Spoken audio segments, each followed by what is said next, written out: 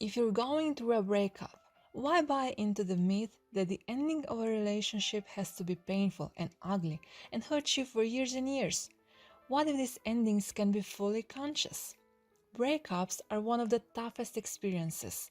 Studies have shown that the stressful effects that a breakup can have on your being is the equivalent of the death of a family member. This video might be the answer you need to help with your healing. The process you're about to experience is conscious uncoupling. This process rejects the negative, painful, and hurtful process of breaking up. Instead, it helps you end a relationship with love, peace, and a clear heart, whether you're doing it with or without your former partner.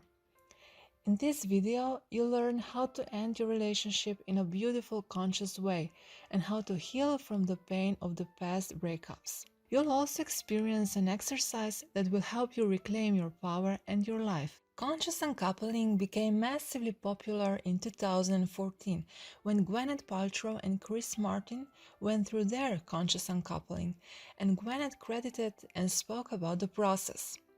If you've ever experienced a breakup, you've probably dealt with the pain, grief, and anger that come with it. Heartbreak is a pain we're all familiar with, but we don't have to be.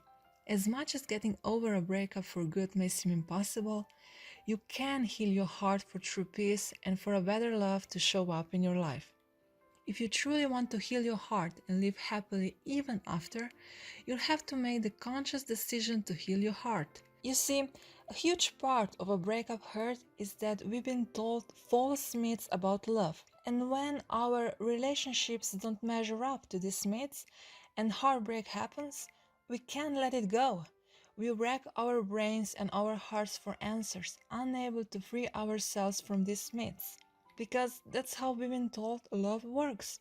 But the problem is, when we experience this deep emotional pain, it takes root. Not only are we unable to free ourselves during a breakup, we carry that pain with us sometimes for years afterward. The solution to this is to firmly reject these love myths and allow ourselves to truly heal after a breakup.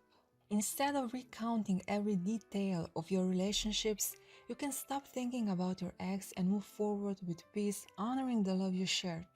Instead of holding on to the hurt from a breakup, you can release the negative feelings that are associated with breakups and choose to replace them with kindness and love. Instead of trying to just cope or get through it, you can reject the myth that time heals all wounds and heal your heart in a way that restores you and brings so much positivity for your future love life. You can break up with bad breakups, free yourself of the pain, and truly move on from a breakup with peace, love, and clear heart.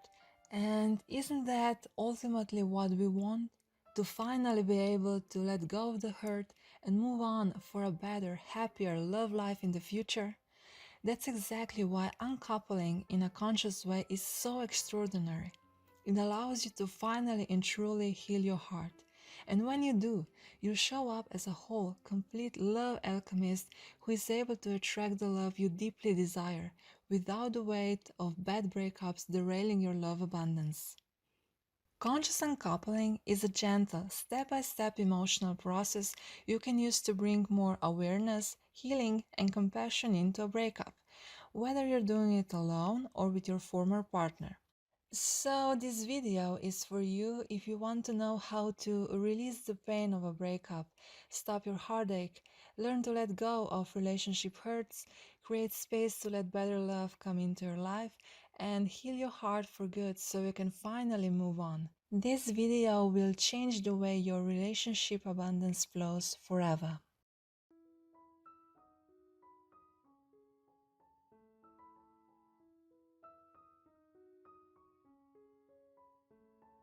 So I became a teacher really through my best-selling book, Calling in the One. And I wrote that book when I was in my 40s because I manifested a miracle after decades of really disturbing, unfulfilling, frustrating, disappointing patterns in love.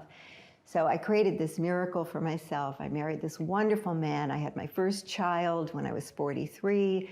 We bought our dream home. Then I wrote this book about it. became a bestseller around the country and then around the world. And then 10 years into that marriage, my husband, as I call him affectionately, so we decided to get unmarried. And I had all of these students from all around the world. And it was kind of an existential crisis for me. I thought maybe I would lose my career.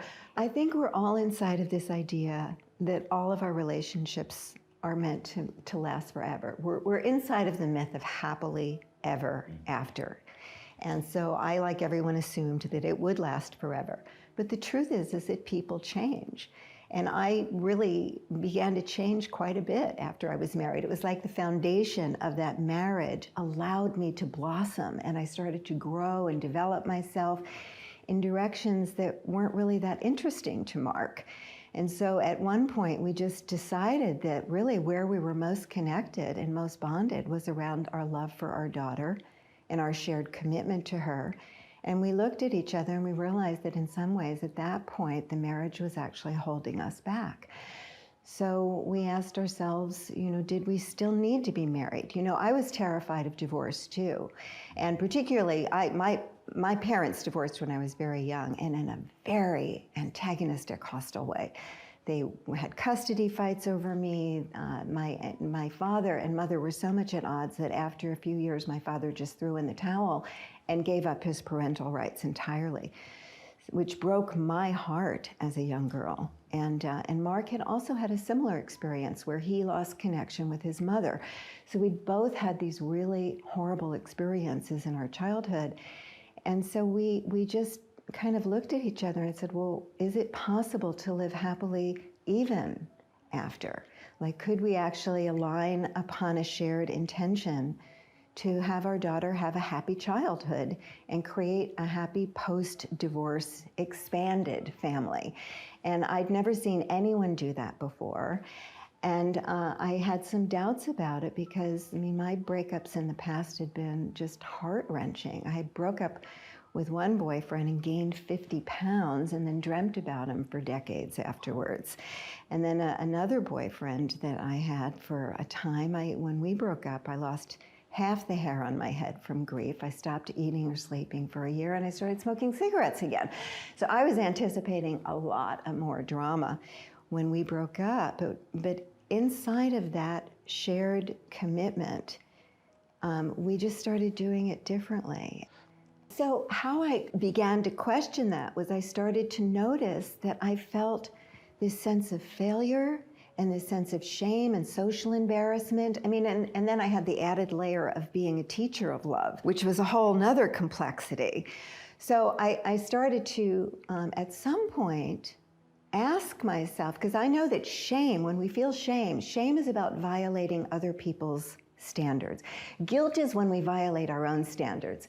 But shame is a social construct. And so at some point I asked myself, whose standard am I holding myself accountable to?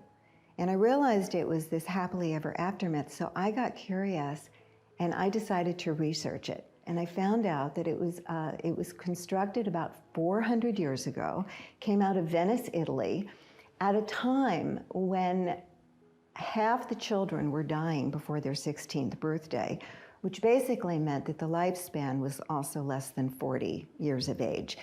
And inside of that kind of a context where all these children are dying from illnesses, it makes sense to begin to promote the idea that people would stay together forever because you'd give the children a better chance of survival. The other social thing that was happening at the time is that there was a very locked-in class structure. So if you were born in poverty, you were assuredly going to stay poor and die poor. And there was actually a law on the books that forbid a noble person to marry a commoner, which meant that there was no hope of ever getting out of it. And if you notice, happily ever after always ends with a commoner marrying a noble person and coming into great wealth. So at the time when they were created as a form of literature, they just spread like wildfire because it was an escapist fantasy to alleviate some of the suffering of the day. And what I've learned, because we're all here, we have an evolutionary mindset in our community. We're looking for how can we make the world a better place. We recognize that conversations change in the world. And so I began to wonder, well, if we're changing our diets and our exercise program and our educational practices, why are we not changing the goals of relationship if serial monogamy is indeed the new norm? Very few of us are going to just meet and mate with one person and stay with that person forever. Most of us are slated to have at least 2 or 3 relationships in our lifetime. However, inside of the happily ever after assumption and the assumption of failure if a relationship ends before one or both people die, then we haven't actually figured out how to do this well. And the other thing that's really playing upon us, since the relationships have really changed more in the last 50 years than in 5,000 years before that. So if there was a poll done back in the 60s where young women were asked the question, if you met a man who met all of your criteria for a mate, but you didn't love him, would you marry him?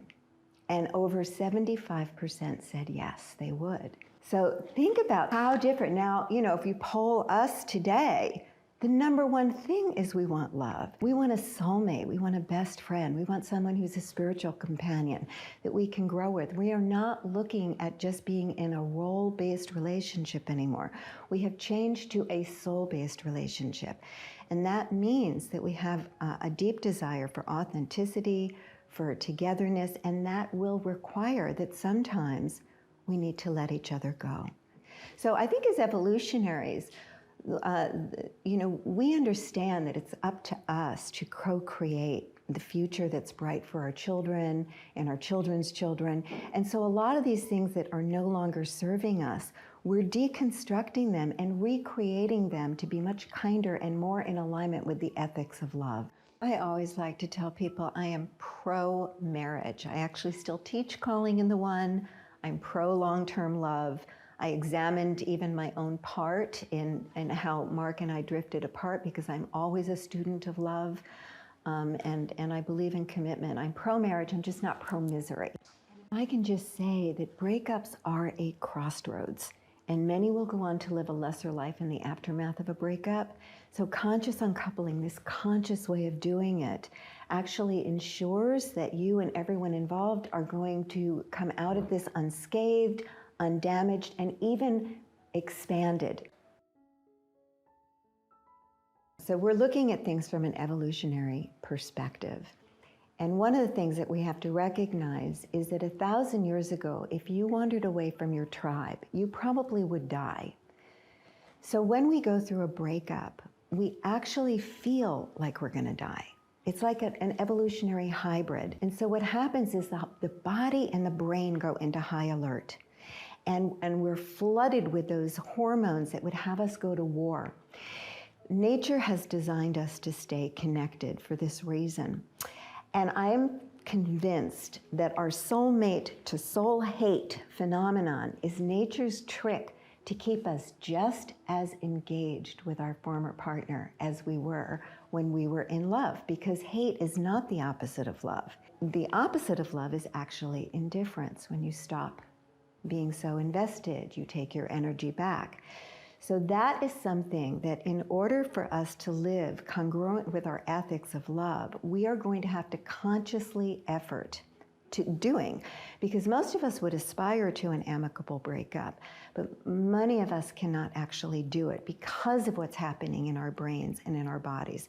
So we have to recognize that as people who are consciously evolving culture, that many of the things that we're feeling are kind of organic, but they're things that we have to massage and work with. So the reason we don't want to hate our former partner is that it will really dim down our chances for love moving forward. We don't want to be taking those negative emotions that are kind of festering within us into our next relationship. It will make the next relationship, going into that relationship damaged from the start. I always say that our next relationship will not begin when we meet our next partner, but with how we end with this one.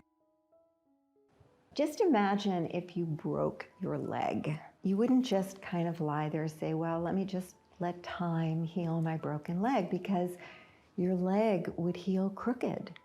And you wouldn't really be able to run or walk the way you'd done before. The same with a broken heart. Broken hearts need a lot of tending to and a lot of care. Otherwise, they can heal a little bit too defended, moving forward, a little bit shut down and guarded. So we want to make sure that we don't just leave it to time to do our dirty work, because there is a very common phenomenon called or complicated grief or prolonged grief, where time will diminish the acuteness of the pain that you're in, but you'll end up living with kind of a low-grade depression, a kind of a deep longing, a mistrust of love moving forward. So it's a very common thing for people. So Monique came to me just knotted up with anger towards her former husband, Larry, who she'd been with for 5 years. And they had a son together, Zachary, who was just maybe 2 at the time, and he had Down syndrome. And their marriage had broken up, and in the beginning, Larry was supporting them, and then at some point, he just stopped. And it was a huge crisis for Monique, because she was dependent on Larry. She stayed home and took care of Zachary.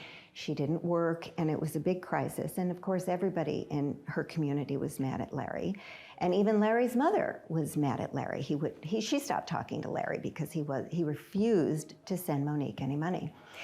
So, a lot of the things that people do to us in a breakup are justifiably, anger-provoking.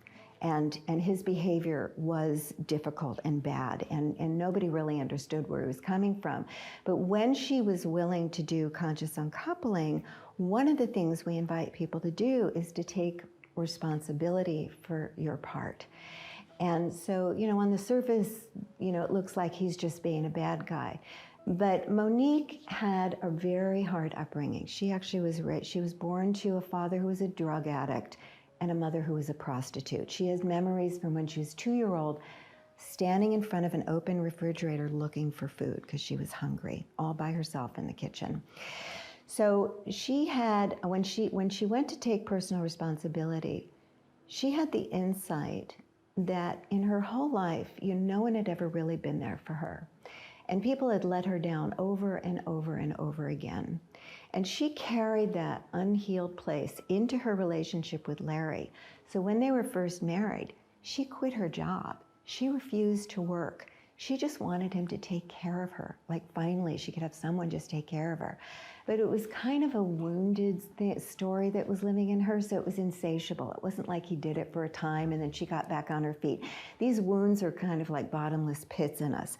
So in some way, she had kind of decided that Larry was her ticket for the rest of her life. And even after they were divorced, now they had this differently abled son, and she was going to take care of the son, and so he was going to, take care of her for the rest of her life. So he rebelled against that. And she saw that on some level he had been trying to tell her that. She remembered that even before Zachary was born, he used to say to her, please, please, Monique, go out and get a job. You're a competent woman. You're smart. You're powerful. Why are you just living off of me? But she wouldn't have any of it. So she realized in that moment that the cost to her and to Zachary really was her power in life and her calling and the potentials of her life. And so she decided to not live from that 2-year-old place anymore and to really rise into who she actually is. And so she began to work, and she created this amazing, since then, she's created this amazing entrepreneurial business as a life coach. She's very well known. She's very sought after. She writes blogs. People love her. She has a huge following. She makes a lot more money than Larry ever made. A great relationship co-raising their son together. To reclaim your power in your life, you have to look at your part of things. And sometimes that's hard to do because we're so focused on the other person and what they're doing that was wrong, or that they shouldn't have been doing, or they're misbehaving, they've hurt us in some way. So 97%, the other person's fault?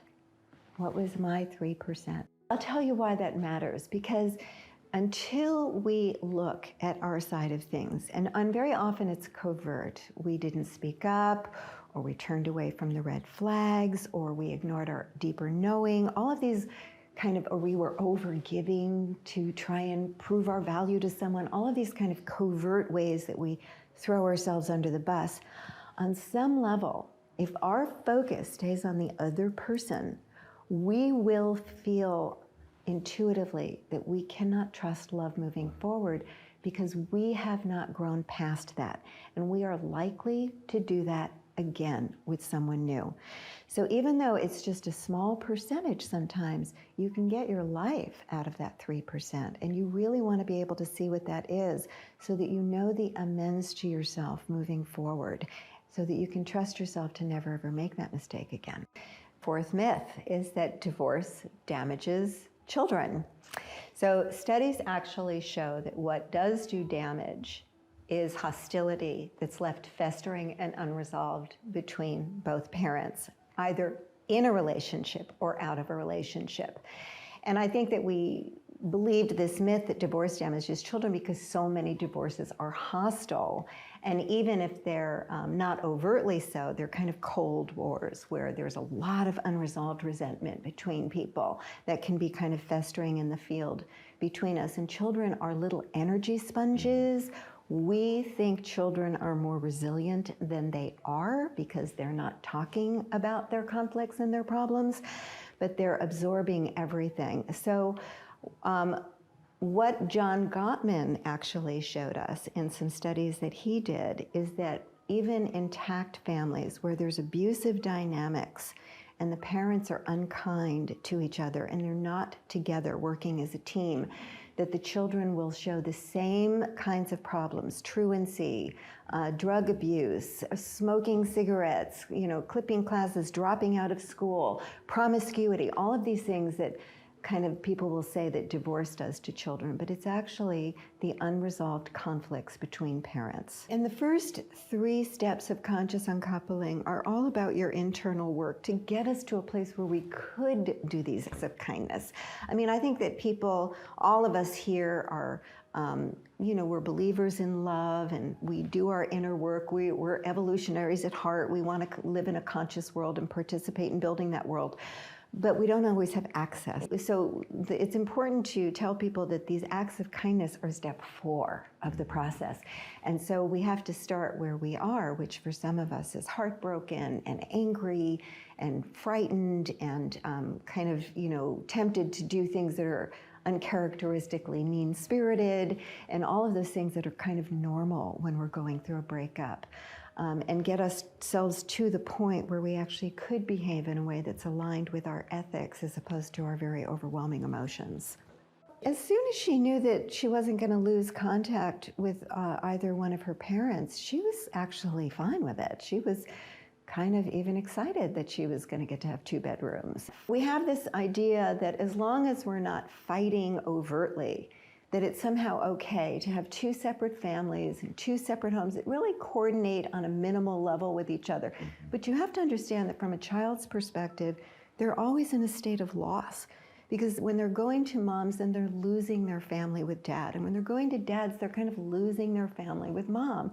So we're still putting them in the middle. It's not just overt fighting that can harm children. It's the lack of cohesion. That's why conscious uncoupling, as much as possible, encourages the creation of a happily even after family, a happy post-divorce family, where you really have a sense of expanded family.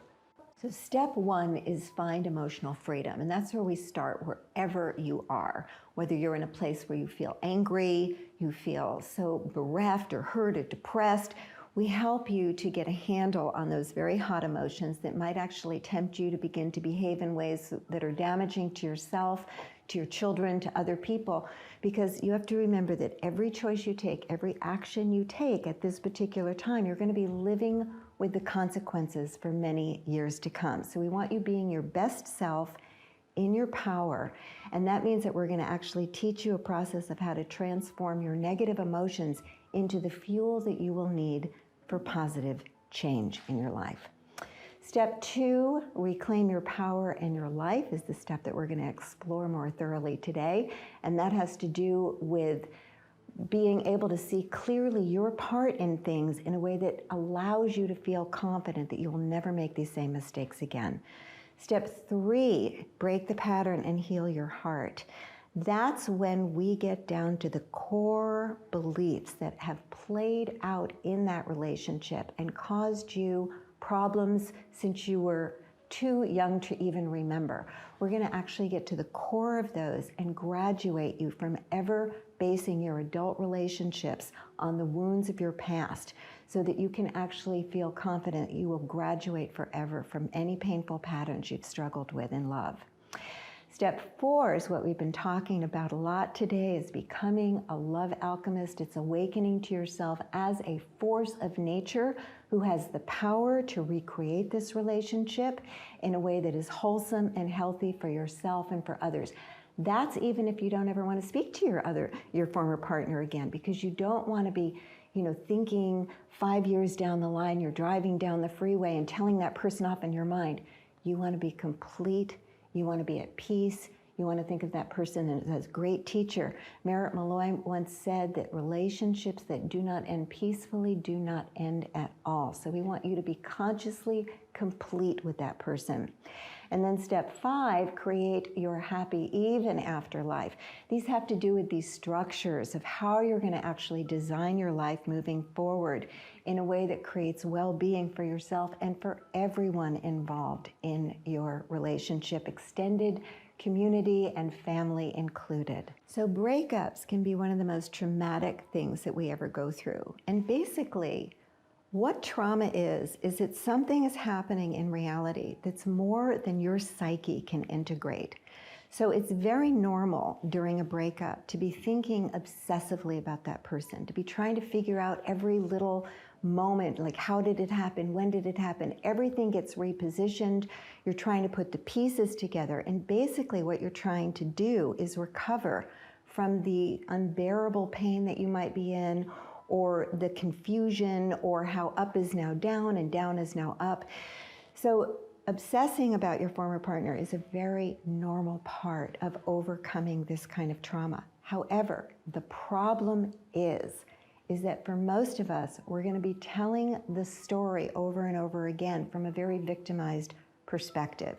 If things were unfair, if your partner was hurtful, if you experienced being lied to, if you feel like someone made a fool of you, all of these things are very hard to manage. And so our focus will go to the other person, and we will ruminate about how they should have done certain things or they shouldn't have done certain things.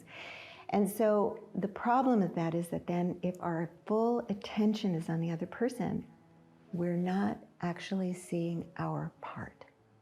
And it's only in seeing our part clearly that we're able to really move forward in life, where we know that this could never happen again. So 97%, the other person's fault. What was my 3%? See, any kind of reflection that has to do with shaming someone or even shaming ourselves, because you might even be blaming yourself. You might be angry at yourself and basically kind of ruminating on what is wrong with me, how could I do something so stupidly? But any kind of shame and blame conversation will only keep you stuck. You will not grow through this experience, and you will not be able to trust yourself and love moving forward. So the first thing that we want to do is have you recognize the resentments that you're struggling with. Now, most likely you resent your former partner, or maybe you resent yourself. And I know that all of us are conscious people. We want to move right to forgiveness. But when someone has really wronged you, and now you're suffering with the consequences of those mistakes that they made, you want to pause and take a moment and just acknowledge those feelings. So just take a moment even right now. Take out your journal. And you want to just notice where that lands in your body and just send love to that part of yourself. So I'm just going to give you a few minutes right now to just make this list of what you resent your former partner for, or maybe it's just that you resent yourself. But just take a moment to just write it out clearly. I resent so-and-so for, and then list what that person did to you.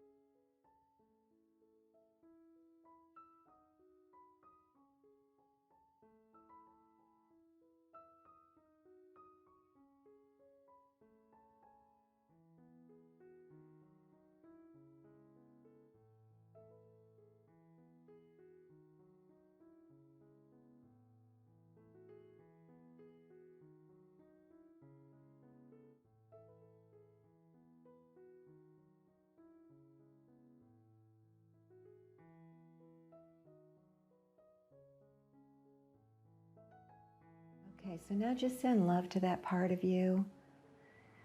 Just take a deep breath. And just let's give it, 97% was that other person's fault. But what we want to look at right now is I want to invite you to turn your attention to yourself, just like Monique did. Clearly someone else was wrong, but she got curious about her part. How might I have been showing up in a way that prompted the other person to behave badly? How might I have given someone permission to treat me badly? How might their bad behavior of me be mirroring my own bad behavior towards me? In what ways might I have given my power away to that person? What motivated me to do that? So just take some time right now to reflect on the very often covert ways that you might have actually co-created this situation. You might have skipped over your own knowing. You might have had your first attention on the other person and always caretaking their feelings and their needs and abandoning your own, minimizing your own. Maybe you ignored the red flags because you wanted it to be one way and you just were refusing to hear the information that was coming to you. Just noticing your part, how you actually almost set the other person up to wound you in ways that actually you've been wounded before in life. So I'm just going to give you a few moments now to really self-reflect, to see if you can see that 3% clearly. And I want to give you one tip. Make sure that you're looking at the behavioral aspect and not just the feeling. So for example, you might say, well, I always think that I'm alone and no one's going to be there for me. And then of course he wasn't. That's more like a feeling based. You want to look for the actual way that you showed up. In other words, well, I always just assume that no one will ever be there for me. So I never really tell anyone what I need from them. I never let anyone really find their way into my world. I'm rarely vulnerable. I pretend I have it all together. And then of course they don't show up for me, right? So look for that behavior that you've been engaged in that would make up your 3%. So just write down, my 3% of this dynamic is, and just write as many answers as come to you in that. So I'm going to give you a few moments to do that now.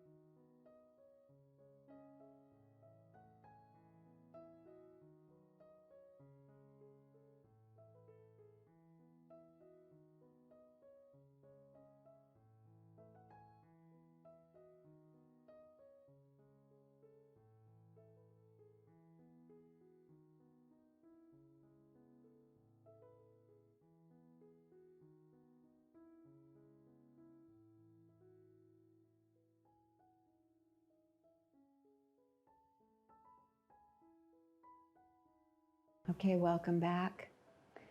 So it's hard to face that, but here's the thing.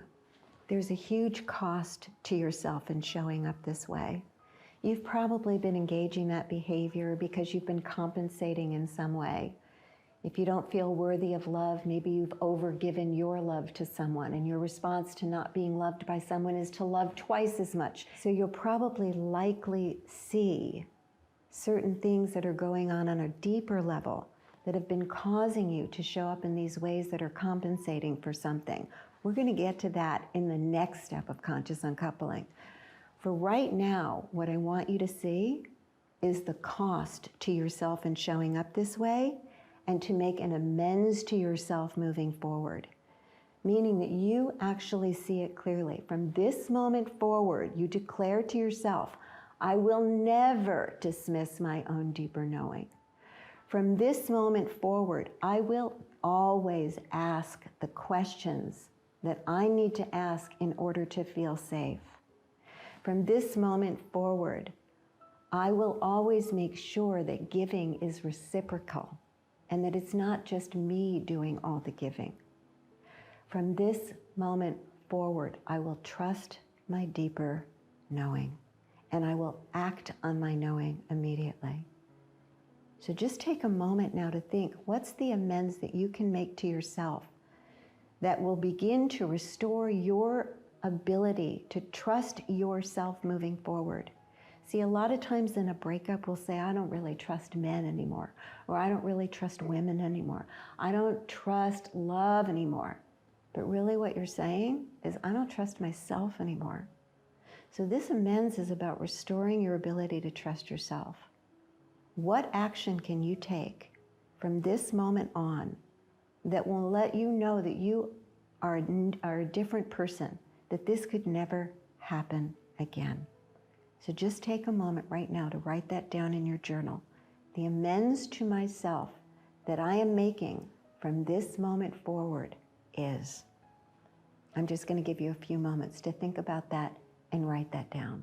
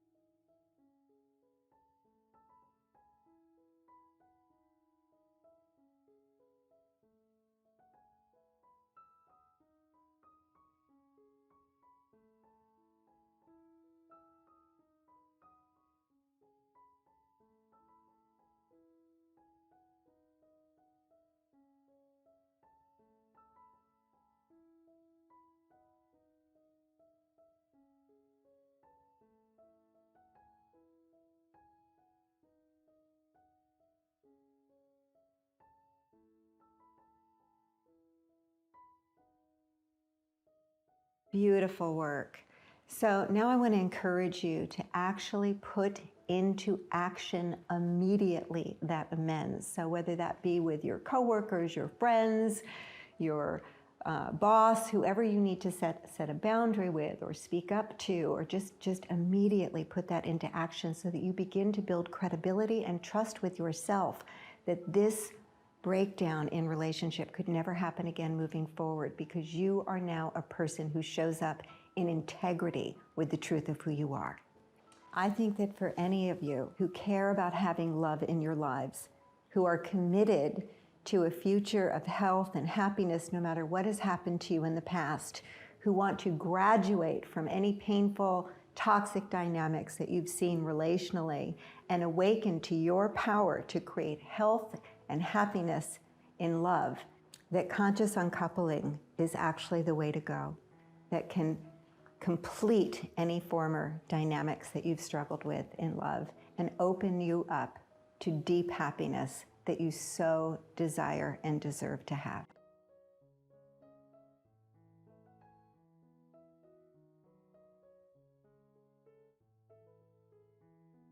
This is how it's structured, is that Monday through Saturday, we're going to be together every single day for anywhere from 10 to 20 minutes. and I'm going to give you an exercise, and you're going to be able to deepen into the thing that's the most important thing to do that day in terms of staying on track for this miraculous process.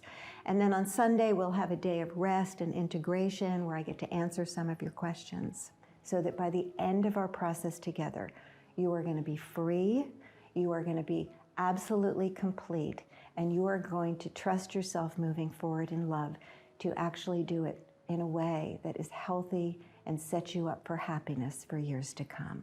The meditations will drop you right into your heart. They're very comforting. They help you to alleviate the pain that you're in.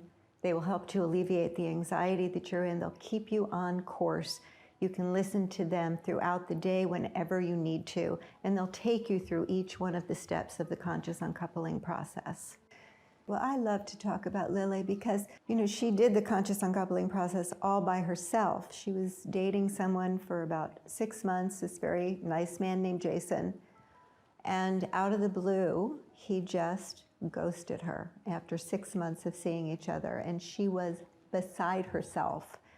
She wanted desperately to talk to him and find out why he didn't want to be in a relationship with her, and he just blocked her at every level and basically just kind of abandoned the relationship. So you can imagine that when I met her, she was incredibly incomplete, really frustrated, just kind of tearing her hair out trying to figure out what had happened. So when she did conscious uncoupling, though, and she was able to kind of look at herself and how she was showing up in that relationship, it suddenly became very clear. It didn't excuse his bad behavior, but she got gold out of that experience, because what she saw is that she was showing up in that relationship with him in a way that was really about her trying to kind of get her old wounds met. Her father was very negligent and he abandoned her a lot. So she just would insatiably crave his attention, crave validation, always want sexual validation from him in a way that was almost like she was a needy child looking to be reparented, as opposed to a woman who is available to partner. And then she could also see the signs where he kept trying to tell her, he kept trying to ask her for what she needed, but she was so focused on just getting what she wanted, when she wanted it, the way she wanted it, that she actually didn't hear him. So when she was able to see her part really clearly, she could make an amends to herself moving forward, that she was now going to show up in her maturity as an adult, as a grown woman. And she was going to actually really look and complete those things with her dad, so that she didn't bring them into her adult relationships anymore. And now she's in the best relationship she's ever been in. And she even got to go back and complete that hurt with Jason, and they were able to forgive each other so that they could understand and leave each other in a more wholesome place. Absolutely not. I'd say that most of the people who do it are people who are just coming in as an individual. Sometimes people don't even ever want to speak to that person again, which, if someone behaves really badly, is understandable. We don't have an agenda that you need to be friends. We don't have an agenda that you need to stay connected. We certainly don't have an agenda that you need to do it as a couple. But if you do it as an uncoupling couple, we have certain instructions for you that we've created just for you. So we give you guidance on how best to do that. But truthfully, the majority of people who come into the program are single and are just struggling with a hurting heart. Absolutely. And as a matter of fact, in many ways, I'd say it's if you want to be in a couple, a happy, healthy relationship, I would say that it's kind of mandatory, because you want to be able to turn your breakup into, which is really the worst thing for many people that's ever happened to them, but you want to be able to turn it into the best thing that's ever happened. And that's always going to have to do with wisdom gained and lessons learned that you can now pay forward into your next relationship. You don't want to take unfinished business from a past partner into your new relationship, because you will sabotage that relationship. You want to go into your next relationship clear, wise, having healed that wound, and having been, all the more capable of loving because of it. It is never too late to have a conscious uncoupling. I've had people come in and do the process, decades after. It's a very personal process, but I will say that I've met people who many years after a bad breakup had not even had so much as a date. And very often we've been able to trace it back to their heart. They thought the time could heal everything, and they thought that eventually they'd get to a place, you know, where they would find love again, and they just didn't, and they didn't know why it wasn't happening until they did conscious uncoupling, and then they kind of saw all of the covert ways they had shut down, that they were guarded, that they were pushing people away even though they desperately wanted love. So I encourage people to come at any time to conscious uncoupling so that you can actually be free to open your heart and have love in your life. It's too big a cost to pay to never let anyone close to you again because you've been hurt in the past. And anyone who's gone through a broken heart knows that they never want that to happen again. So conscious uncoupling will actually have you be able to heal that wound in a way that has you feel safe to open your heart up to another person again. Oh, that's a great question.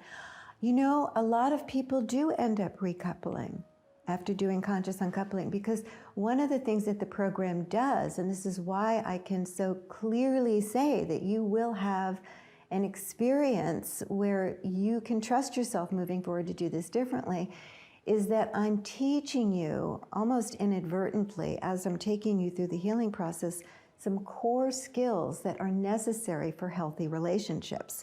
So, you know, like the self-soothing that happens in the first week, or the ability to take personal responsibility in the second week or the third week, where we look at your core wounds and how that's been playing out in relationships, and how you become conscious of that in such a way that you don't do that anymore. All of these things create good relationships.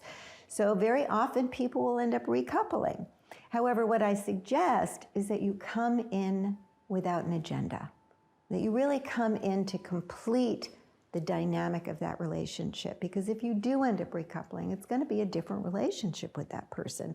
So just keep your focus on yourself and on doing the process, and let go of the outcome. I think it's very smart of people to come in to do conscious uncoupling as preventative medicine. How can I make sure that this is going to go well, so that our family stays intact, or so that I don't devastate the other person? And you're going to get some really good tools about how to keep things on track, to do this in a mindful, kind, and respectful way. Well, the online program is just not to be compared. I mean, the opportunity to be with other people, to hear the sound of my voice, to see me with you every day on demand, and also to be supported by the experts, the conscious uncoupling experts who are there. It's going to be a completely different experience and will expedite your healing. I always recommend doing it in community.